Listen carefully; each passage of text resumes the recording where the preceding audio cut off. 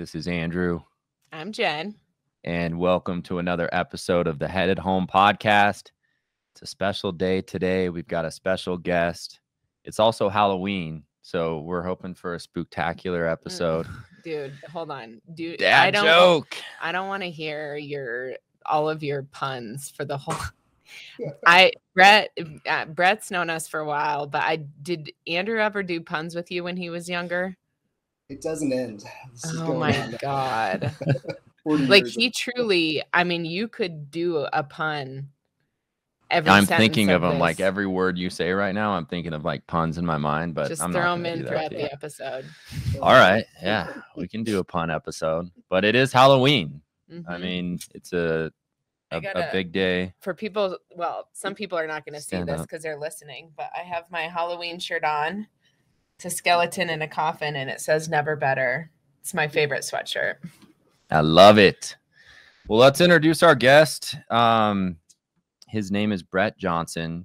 He is a real estate agent in Arizona. I'm going to have him give a little background on his market and what he does. But Bret and I go way back. We actually grew up in the same neighborhood 30 some odd years ago. We went to the same middle school, high school, played sports together, have kept in touch since high school. And he's a great guy. He's a successful real estate agent and a good friend. And Bret, welcome to the show, man. Thanks for being on. Thanks for having me, guys. It's great seeing you. And it's been a while since we've seen each other in person, but always fun to catch up with you both. And appreciate you having me today. Hey, do you remember how you met? Because I remember where Andrew lived and Bret, you lived on Ellsworth. Is that where you lived? Yep. Same street. How did you guys meet?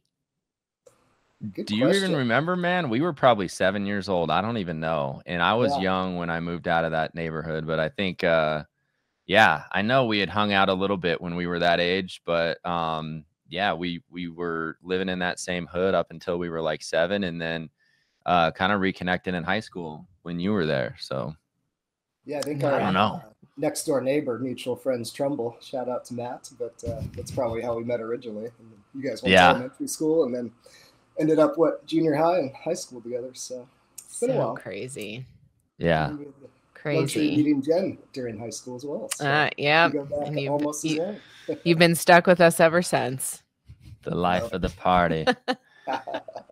Well, okay. So really cool that we have you on because you are the first agent that we've had outside of the Colorado market. So for our listeners and for Andrew and I, give us just kind of like a general idea of what your market has been looking like. Any details that you think are important for us to know. Yeah, definitely.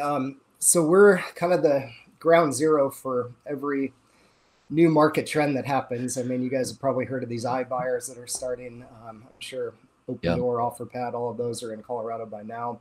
We kind of start that trend and then they spread from there. But honestly, we had about 110,000 sales last year in our market. We're about 5 million people. Phoenix Metro is the service that my team runs. We also have 83,000 licensed agents in our area, of which about half of those belong to the MLS. And obviously, the numbers of who do the amount of business out of that. But it is a competitive market. That said, we also have a lot of opportunity. And I think this shift is definitely showing some of that. Just as far as pure numbers, our overall, transaction volume's down about 27% year over year for the total market out here. So we are seeing some less, volume, I guess, as far as actual closings. And I think that's going to be the nature of pretty much everywhere in the U.S. this year. But that said, I run a team. We have 7 agents. I've kind of give you a background, done everything in real estate. I started actually at ASU, was an intern and kind of sought out a mentor to get into the residential side of things. I was kind of thinking I wanted to do commercial originally too. And so this gentleman, his name's Lester Cox. He's still in the business actually at 50 years plus. And he took me under his wing and kind of taught me the ropes. Amazing opportunity. I started there, worked about a decade under the sales. I ran the sales manager position for that company. And then we ended up branching out during the REO heyday. and actually started our own brokerage. I eventually took that over as a designated broker with a couple locations. I think we had about 50 agents across two, locations, I guess, over the big times. And eventually in 2016, I kind of closed that down, took about 20 of us over to my current broker, Realty Executives, and started a team model at that point. We call it Realty Network Group. And we kind of specialize in taking buyers that we have waiting in our database, matching them up with sellers, and trying to create a network for agents to really provide support, lead systems, whatever that is, to kind of grow their business and also brand themselves and kind of create a network between everyone to succeed. So it's been a fun ride, a lot of challenges, a lot of success, and still doing it. Now I'll be 18 years in January. Crazy. Up, so crazy. Dang. You're like a real life adult now. Who would have thought, right? I know. Not me, for sure. No, me neither. So. Well, it's funny, man. Like, I know a lot of real estate agents and a lot of loan officers, and it's rare to find it really anyone who has that idea of wanting to get into the industry, like in college or just, in their early 20s. I feel like it's an industry that typically people have like another job, and then they're like, okay, that didn't work out. And maybe they kind of use that job as a platform to be a real estate agent. Maybe they start doing real estate part-time, but you got in right off the bat. Being younger and being in a competitive industry like that, did you struggle right when you started, or did you find success in it right away? Well, I think the passion was my mom was 30 years in the business. And so I loved watching her, over the weekends, just put deals together. It was cool to me from a sales standpoint, I guess, of watching these solutions essentially get put together on paper, and then really having that fun process of seeing buyers get keys and what comes with that. You guys would agree, and that's one of the best parts of this job. So I think it was kind of her that helped me find a way to start. She actually had a mutual friend out here in Arizona that had known Lester, and that's kind of how we got connected. And so without him, I think it would have been a struggle. Granted, he was helpful in the fact of giving me leads, training, mentoring. And I think that if you're a brand new agent is a crucial part to this. There's no reason to recreate the wheel. Just dive in and try to, be hard-headed and do this on your own. I mean, there's so many people that have succeeded ahead of us. Why not just find their systems, replicate it, and then kind of just roll into that? So that's really, I think, what gave me the ability to kind of get a kickstart, if you will. And then from there, obviously, trial and error and figuring out what works with my brand and, where my passions were, I think. And that kind of what's kept me in it for this long. What was like the hardest experience or lesson or thing that you learned kind of starting off? Because that's a hard, I think, starting off like that, I think can certainly provide a lot of hard lessons. But what was like something that stands out to you? Honestly, I think it's just talking with people. So I was at ASU, very social, very outgoing.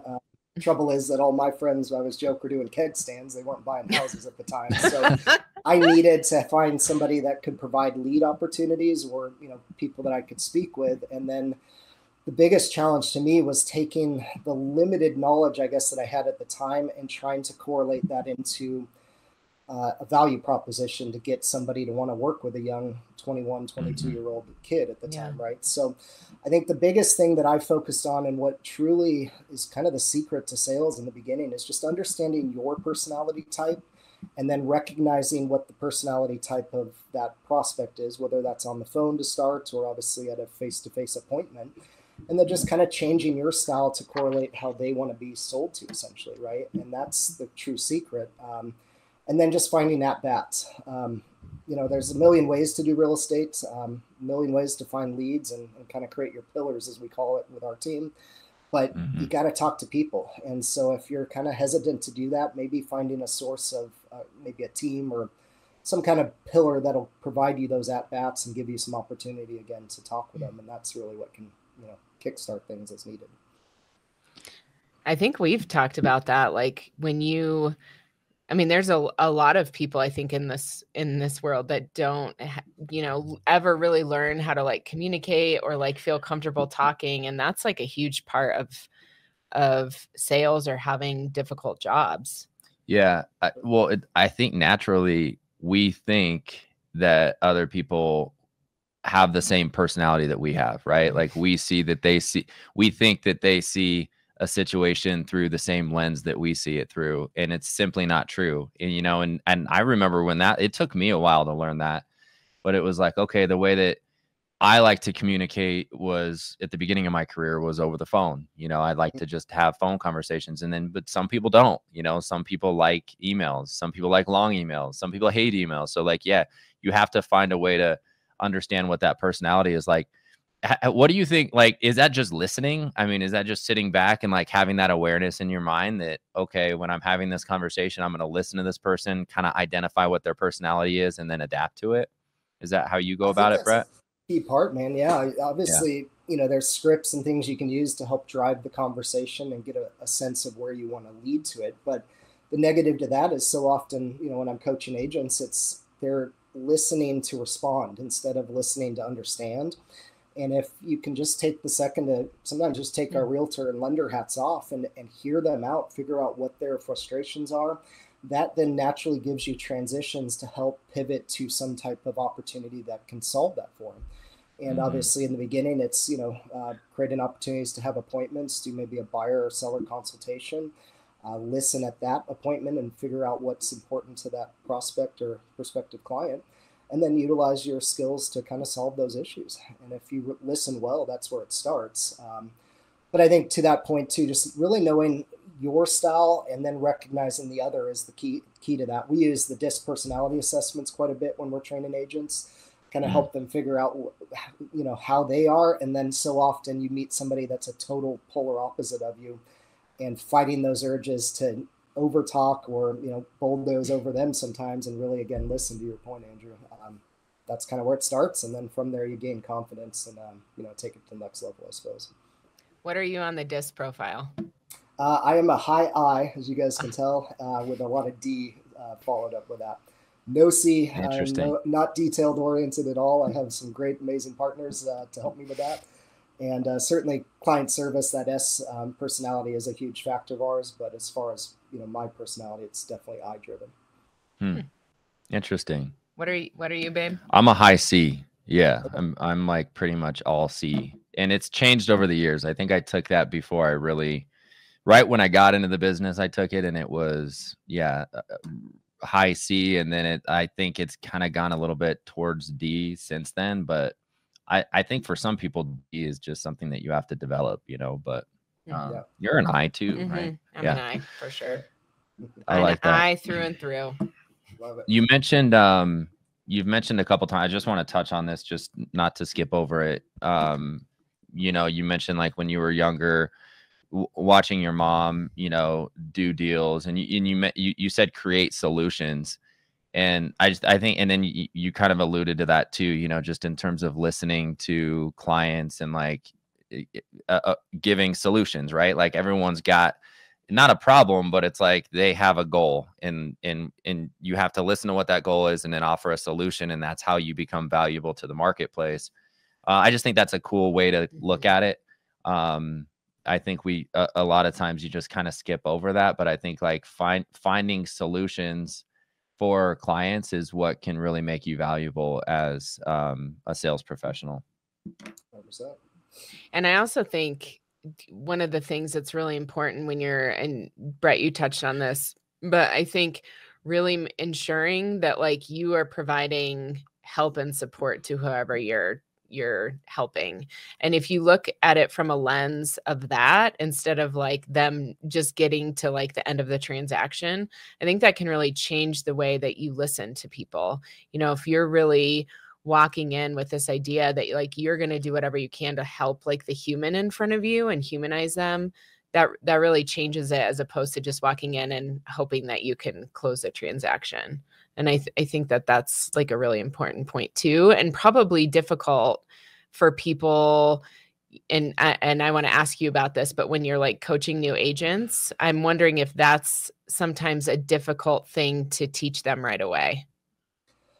I think it is. The issue is, well, you guys agree, buying and selling is a process. It's not an event, right? So I think NAR came out last year, more recently, with their updated stats. The time that a buyer thinks about purchasing a home to when they actually pull that trigger and close is like 3 years now. So if you don't have a system in place to stay top of mind, to actually, nurture, if need be, a prospect for that long, you're going into it with the wrong attitude. And so often you get these new salespeople that come in with that paycheck in mind, the first thing they think about, and they don't realize that, 90%, if not more, of the people they're speaking with today aren't ready to buy or sell tomorrow. And so it's kind of taking that bulldoze effect out. I'm not trying to put the horse before the cart, as we say, and realizing, just listening, figuring out where they're at in that process, and then providing solutions or ways to nurture and offer value for sometimes 3 to 8 years, sometimes, right? That's the key prospect. And so in knowing that or accepting it, then it's just a matter of front end loading that pipeline constantly so that you're filling that with opportunity. Eventually those opportunities fall out into buyers and sellers at the time. And that's, I think, the most frustrating part to many of these new agents is it's not like corporate America where you sign up and you've guaranteed a paycheck coming in the next couple of weeks. And so just kind of fighting those urges to overstep boundaries sometimes and just really listen is the key part to this, for sure. What are some of like the specific tools that you teach new agents to do to like build those relationships and keep them top of mind, like as they're going through the process? Well, I think it starts with figuring out their personality, like we talked about, but understanding like what are the pillars of business that really are going to relate to them and correlate to stuff that they're going to do. So as I said, there's a million ways to do business. You can cold call, you can door knock, you can take internet leads. We're very heavy in that scenario, is kind of what I was taught and what we still do to this day. But not every agent relates to that, right? So it's figuring out what are your pillars, sitting down from day one with a true business plan. And that's something I love to do with agents, whether they're on my team or not. I've kind of a passion project, not to go off, is I've created what I'm calling Better Team. Basically, it's kind of a collaboration room where agents can share best practices, results, things that they're kind of doing, and kind of help each other out, especially as this market shifts. But oftentimes I'll meet with somebody through there in a whole different state, and we do a business plan. It's really figuring out what are the 3 top things that they will do day in and day out with consistency, and then figuring out how that can correlate to actual paychecks down the road. So, if it's internet leads, understanding the conversion ratios of those, what are the technology factors you need to, make contacts. We joke it's a contact sport, just like high school football was, right? Like the more contacts you make, the more that you're going to have opportunity, and then realizing that the ones that you're speaking with today may or may not be ready to buy or sell in the next 3 to 6 months. So what are your abilities to nurture, and stay top of mind? Biggest thing for us, Jen, is the client for life experience. My personal business is essentially all past clients and referrals at this point. I haven't really taken an internet lead since 2012. So my business is just staying top of mind, helping my clientele, and then, working for referrals. And so we do things from client events to our VIP rewards program. They get gifts from us quarterly. We call them our schmooze moments, but things that I'll notice on, Facebook or say, some kind of social media, will, try to create an experience around it. We had a client just driving out to Newport Beach the other day. We had a bottle of champagne in their hotel room when they arrived, just thinking of them, and just little things that we can create opportunity to stay top of mind, but also really love on, if you want to use that word, our clients, and show them we really care. And we're not just in it for a real estate transaction. We want to be their resource for life. And, and that's really helped my business grow over the years, for sure. I love the creativity too. Like you said, you kind of surprise somebody with a champagne in that situation, a champagne bottle on a trip. Like, that's awesome, man. And that's got to make a lasting impact for your clients too. Just fun things that we get to do to kind of see the light at the end of the tunnel. You guys will agree, like buying and selling is kind of a stressful process, right? But once you've done that and you've closed on your home, then it's so often that they forget about us. And if we don't try to remember the fun times that we had, or you know, try to avoid the frustrations or stressful stuff that happen too. It can become just a commodity, essentially, or agents can. And so that's, I think, the key in creating a lasting business, and certainly a referral-based business, is those experiences. And why will they think of us above all other options, you know, when it comes to buying and selling in the future or referring people to us? Yeah. It's so loud out there too. You know, I think that with everything that's thrown at them, I think that those personal touches go a long way. Um, I want to talk a little bit about, you know, the fact that you've built this team, and, you know, you've really kind of leveled up from starting out as, you know, an intern to, you know, a broker to broker owner, you know, like having a team under you. Like, I talk to a lot of agents that have been in the business for a long time, and it's like, oh, I wish I could just build a team, or I wish I could take it to that next level. And, you know, it's not all that common that people are able to do that. How have you, and I know there's a lot that goes into this, but like, how have you been able to do it? Like, what would you attribute your success to doing that to? A lot of failing forward, honestly. Really? You know, okay. It's not as easy as it looks. And I think the key is really understanding your why to begin, right? Like, everyone goes into this thinking, okay, the team is what creates income for us. It gives us a way to maybe step out of the business. What they don't realize is that running a team, or God forbid a brokerage, as I've done too, is literally a 24/7 adult babysitting. It's a lot of just painful side of things that really have nothing to do with buying and selling. But if your why is strong enough and you figure out the reason you're doing these, that's what's going to kind of give you that roadmap as far as where you want to take it. So that's come over, honestly, decades of really running this and trying different things, figuring out where I relate. You know, at one point in my career, I wanted to be the designated broker, we call it out here, and, you know, be the top dog and have multiple locations and be able to do that. And that came with a lot of stresses, a lot of headaches. Certainly, they don't call it a brokerage for a reason. Like, there is a broke avenue to that too, if you're not leveraging other income sources. So trial and error, I figured out that my true passion was helping my agents. And to do that, I really needed to keep it a smaller, family, tight-knit opportunity. And in fact, we've actually just downsized our team as of last week. We're going to keep only a few of our kind of go-to agents. And I'm looking now at more of kind of a showing agent model, where a lot of it will go around me. And then I have the support and help from our team to kind of leverage my business. And it just gives me opportunity, again, to do the things that I really enjoy, which are the coaching side of it, watching these agents take something brand new with no skill set and really creating kind of a life that I feel like my mentor gave to me. That's what I want to push off to them, without the hassles and the, you know, the profitability problems that come with running brokerages and, you know, bigger models, things of that nature. So if you know what your why is, that'll drive you through some of the tougher times. And then from there, it's kind of figuring out what your skill set is and aligning that with where you want to go every day. And I think that's the key to it. Well, no, that's great. And I also think you mentioned, you know, failing forward, you know, and I think a lot of people get caught up in this mindset of the conditions have to be perfect. I have to have everything figured out before I take action. And as I get further into my career, I realized that action is so important, right? Like, just doing. And what's the aim? Shoot then aim. Shoot then aim, you know, idea. But that's so important. If you don't do anything else, even if you don't have a plan, like, if you act, and if you have an idea of, okay, I want to have a team, and you just start doing, I think that's huge. Bret, one thing you said that I just want to like mention again, because I think it's so important. And, you know, obviously most of my experience has been in education, but one thing that I see from a ton of people is, you know, you have someone that's like really great at their job, and so then they want to take the next step and become a leader. And I think, you know, I had this experience when I, you know, became a leader and was in charge of all of these people and had to lead them and manage them. But you get into this position where you're like, oh shit, like, this is a whole new skill set that I have literally no like understanding around.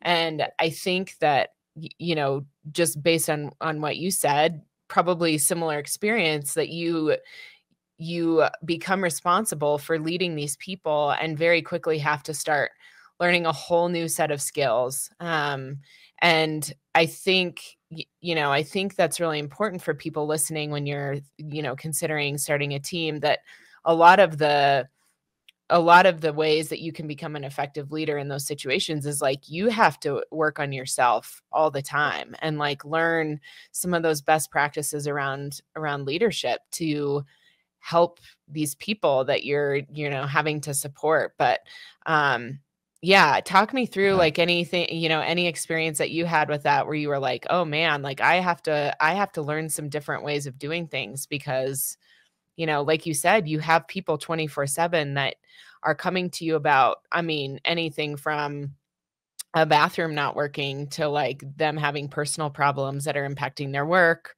Yeah, talk me through that. Great points.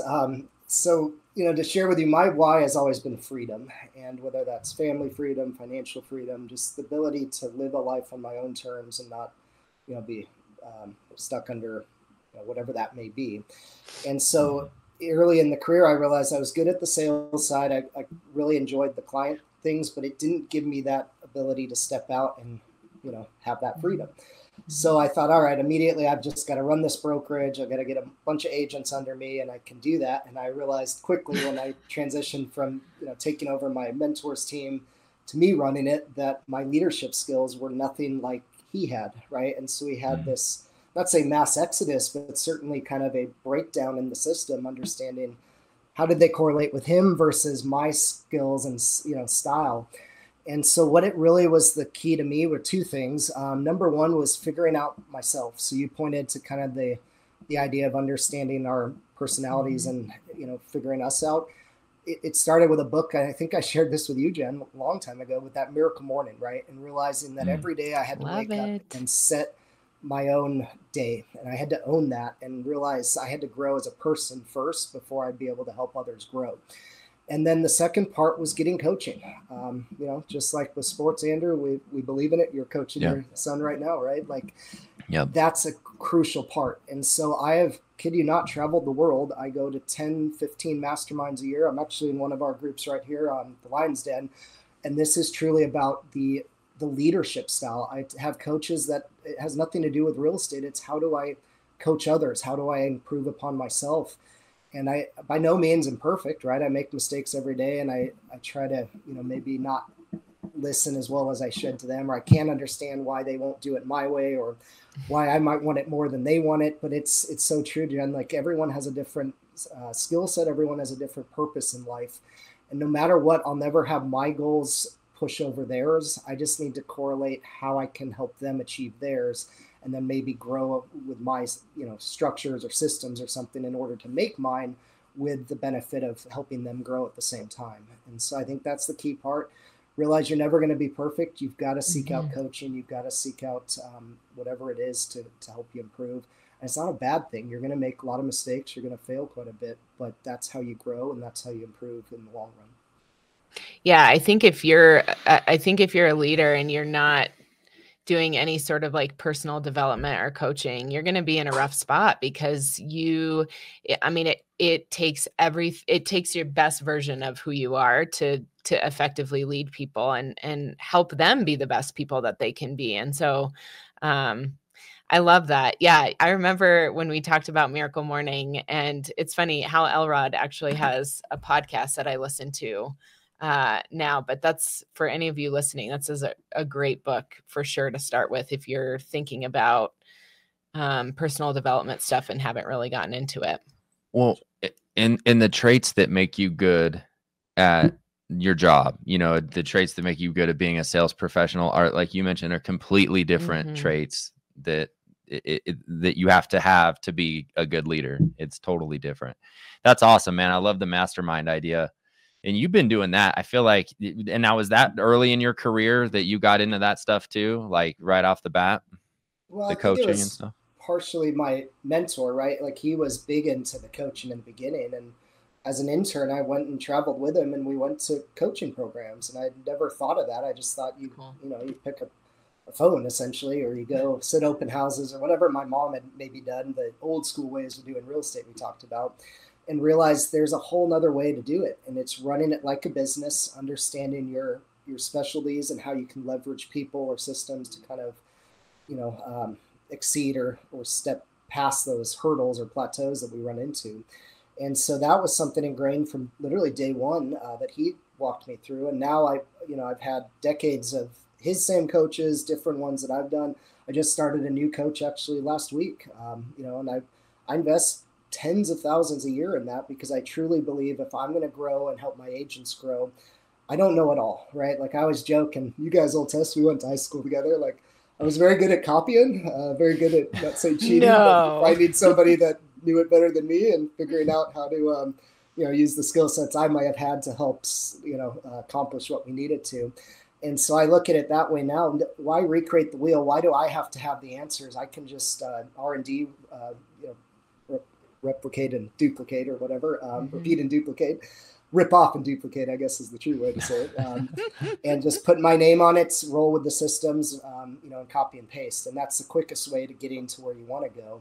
And then it's really, again, correlating to what you have a passion for. What will you do every single day when times are tough?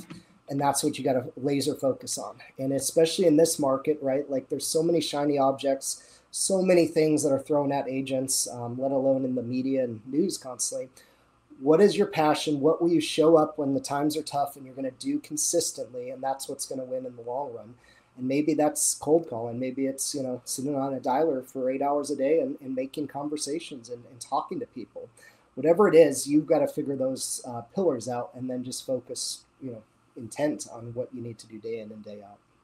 I think two things that you said are really important when you're thinking about like difficult times. So the first one, I think a lot of times like when I'm thinking from my experience when I was really sick, one of the things that I did initially was any great routine that I had stopped. And what I realized is that your routine actually is more important during like difficult times than it is when things are really like good. And I think that a lot of people, whether it's in work when the market is bad or in your personal life or anything, but if you stop those routines or those systems that are going to get results when things are hard, because like you said, there's a shiny object or it's too hard or whatever, that can like really screw you up. And so I think making sure that you stay intentional, and consistent with those routines during hard times is really important. And then the other thing that I think is important that you said with hard things or hard times is that personal development. But I know, one thing Andrew and I have talked a lot about is like the stuff that we have learned through, personal development that we've done in our personal lives or with work, right?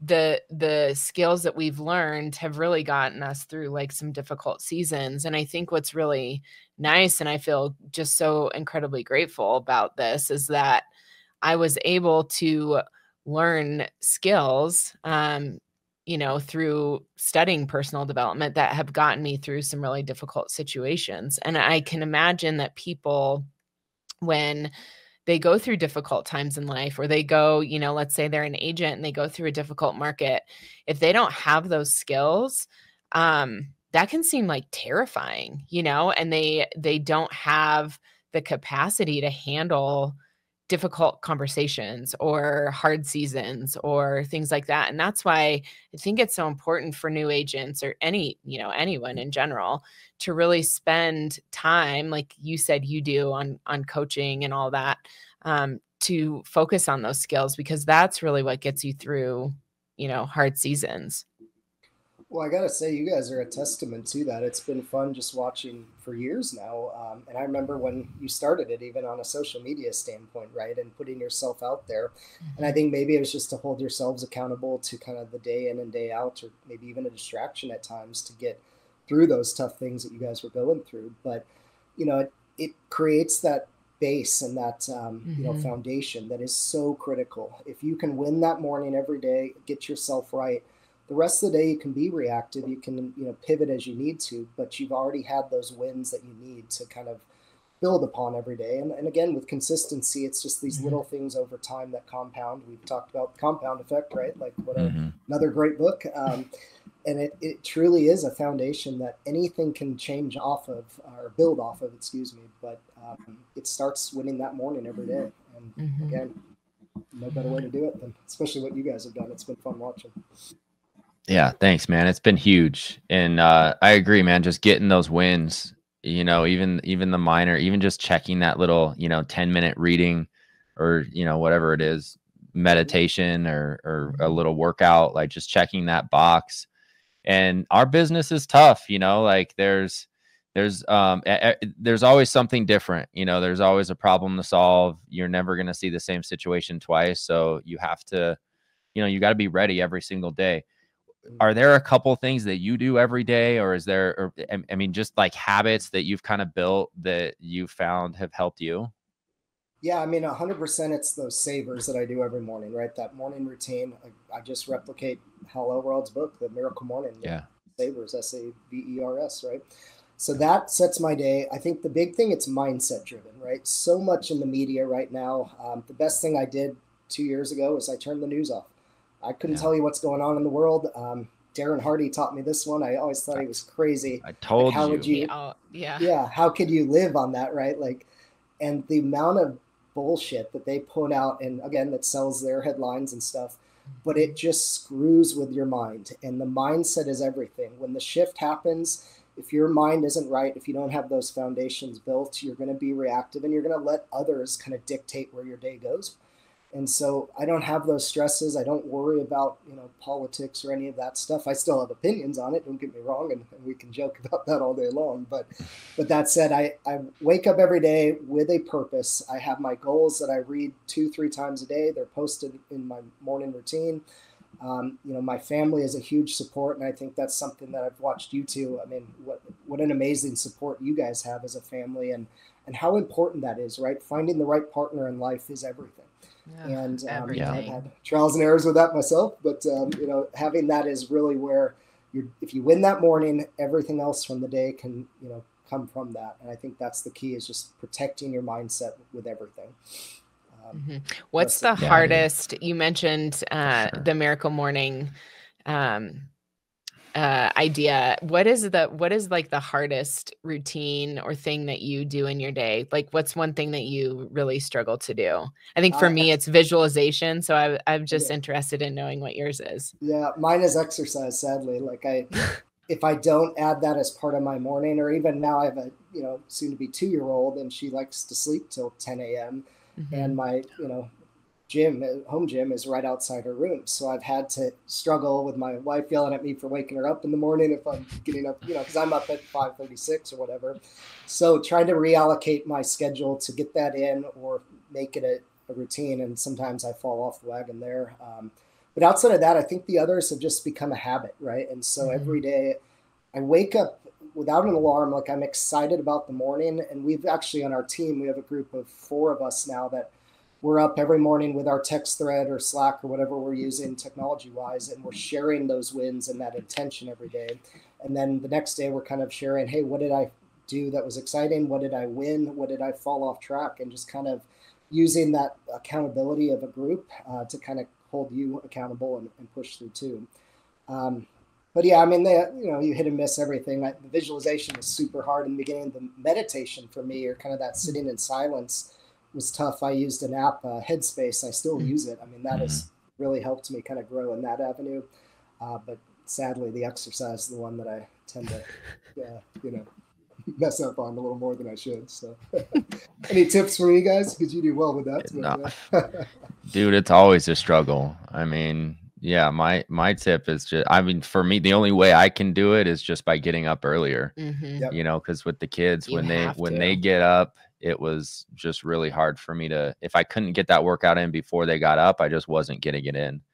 For sure. So yeah, I was just getting up a little bit earlier and then trying to find, you know, I still play basketball with the team, you know, trying to, and that's a form of accountability. You know, you got a game every week. So it's like, that kind of keeps me in line, but it never, we joked about this, like it never gets easier, like exercise. It's not like, oh, okay, today I want to do the exercise. Like I just never, ever want to do it. Ever. I never want to do any of that shit.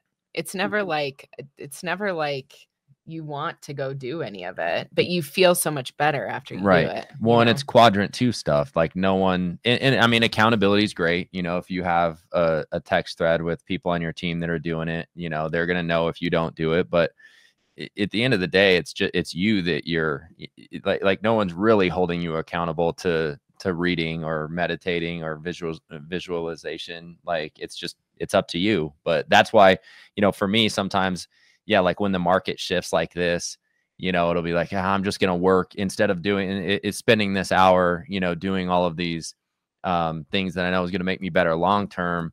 Maybe I should just prospect for an hour, you know, or work on like business building on, and, you know, that shiny object type thing. So that will sway me sometimes, but yeah, you know, that's what it is. But in this market though, I do want to talk a little bit about the market, just kind of get your opinion.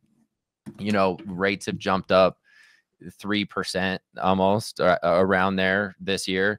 Like, what are you seeing from your buyers? And I guess sellers too. Like what's kind of the conversations that you're having in this higher rate environment?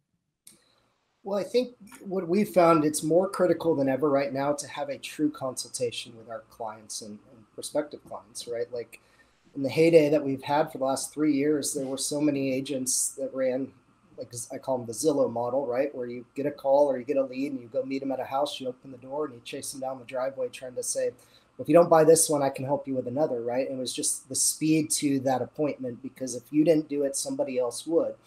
And now it's more of an understanding of not buying and selling may not be the best solution for everyone in this market. It's tough to say when the interest rate's 2% why you wouldn't buy, but when it's 7, 8, 9% that we might see by the end of the year, like it doesn't make sense for everyone to.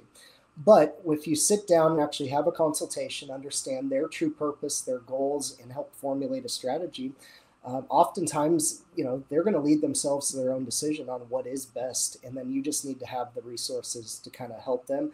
And maybe that is waiting a year or two. If renting makes more sense potentially, or they're looking to sell or move in the next 2 to 3 years, maybe it isn't the best time to buy. So I think the big thing for us was taking this mentality of really being a servant, helping them understand their goals and formulating a plan. And that's given us a lot of freedom to do the right thing and not feel like we had to, you know, push buying and selling it down everyone's throat, if you will. That said, it's the same thing. It's kind of this stalemate out here right now. If you got a 2% interest rate on your sale, you know, it's tough to want to put your home on the market and move to take a 9% or whatever it's going to be, unless there's a true motivation or timing issue with them. And so, you know, we're actually as a team going back through Gary Keller's Shift book, you know, and really analyzing those tactics. And one of which is really truly working with the motivated and determined buyers and sellers right now. The rest of them, we have the process in place. We use technology to kind of be a resource and nurture, but we're not putting our resources and time into those prospects. We're really just working harder. And don't get me wrong, it's a grind right now. We're doing things that we got lazy on the last 3 years, but refocusing our efforts and looking for those truly motivated individuals that we can truly help. And that's what's helped. On top of that, guys, it's just expense management. You know, we have a lot of $29.99 opportunities in real estate. They're always throwing a shiny object, and you end up looking at your P&Ls and looking at areas that you can cut 15 to 30% of your expenses. And we did that early. I'm still looking to cut things. Luckily, I had a little savings, and we did well in the heyday, and I didn't spend it all. But you know, just like everyone, we have to truly run this like a business and realize that you can only put in so many hours and front end to find those right buyers. You have to also maintain your profitability on the back end, which comes with expenses and running the business properly on that angle too. Great points, man. I have one last question for you. Is this the surprise? No, I got the surprise question. This is going to be great. Also maybe terrifying, but one thing you mentioned before, you were kind of talking about accountability, you know, people that can kind of hold you accountable or whatever. How important has it been for you to have like accountability partners, either through like your, you know, mastermind groups or whatever? Like how vital is that for you, to kind of make sure that you are staying on the right track with your goals and what you're wanting to do? I'd say it's everything. It's actually one of our core values. Dependability through accountability is our third core value. And honestly, I don't look at accountability as like a punishment. So many people are like, oh, it's just, you didn't do this, so shame on you, and whatever. Right. I just believe if an agent tells me this is their why, this is what they want to accomplish, and it's a true goal, then it's my job as their leader to provide an environment with every resource possible to help them succeed at that. I can't go do the work for them, and I can't, want it more than they do sometimes. But that said, I can provide those systems, and if they can, succeed in it, then it's my job to help hold them to those standards that they set. So we do a daily huddle with the team. We go through, what we call their KPIs, if you will. But I don't really run it as a, hey, you didn't make this many calls, you're falling off. We just look at those as training opportunities. We know where they're making dials and again, those conversations or contact sport we talked about.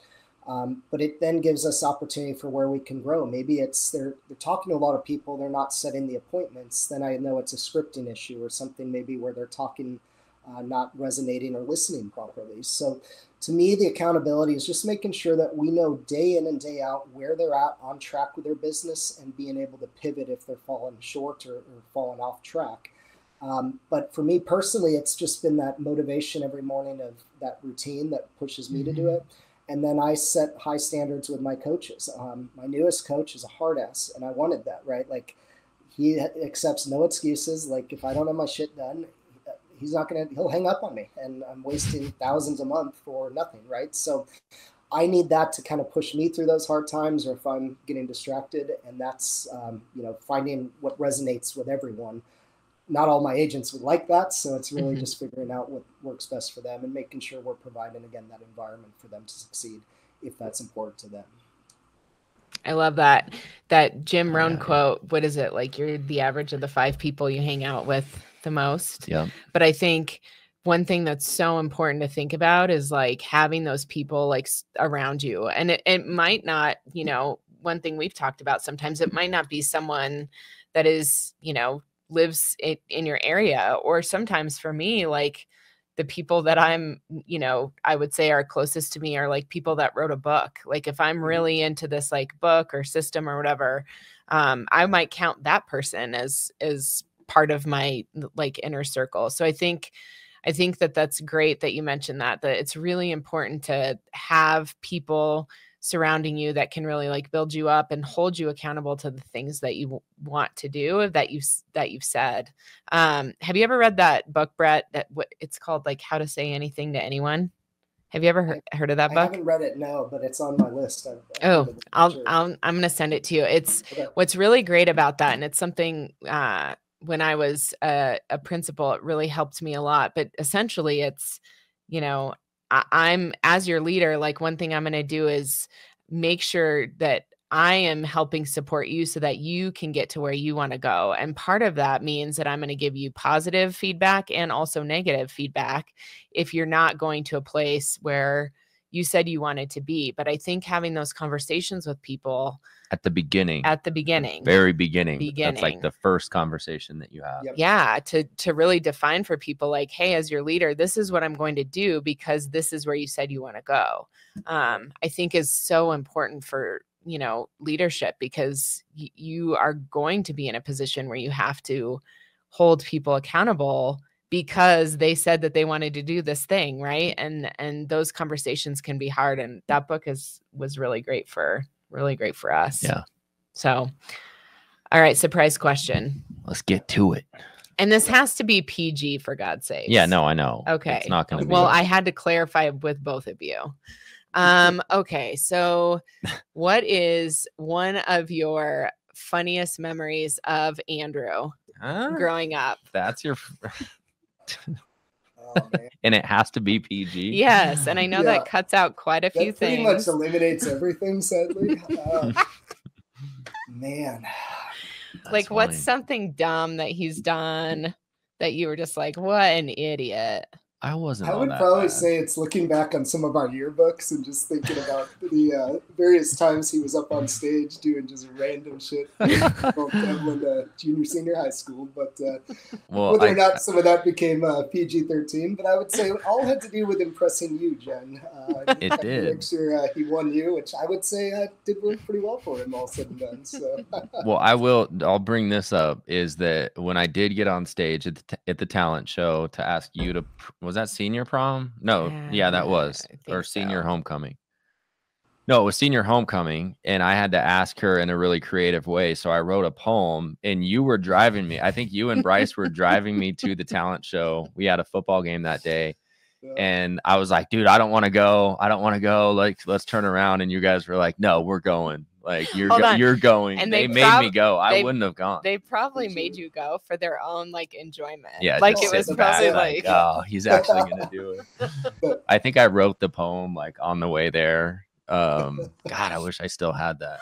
One of your many talents, just pure wordsmith. Yeah, exactly. Oh man. I do think I remember the first line. It was Jen, ever since I met you, I knew that I wanted to go to homecoming with you.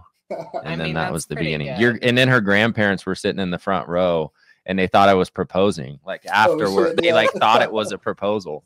Oh, that's funny. Glory days, man. Worked out well for you guys, though. The good old days.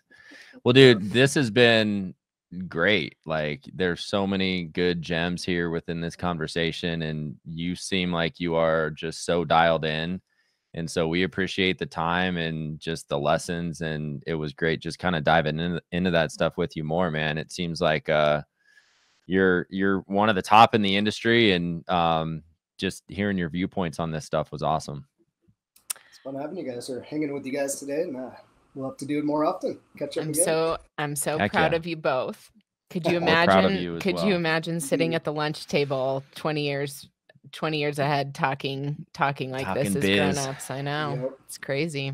We had a lot more hair back then, man. We did. Accurate. Speak for yourselves. I'm doing great. Yeah, you are. Well done, Jen. You did it. Well, thanks for having me, guys. Look forward to catching up with you guys again soon. All right. Thank you, everybody, for listening. Have a great day. Happy Halloween.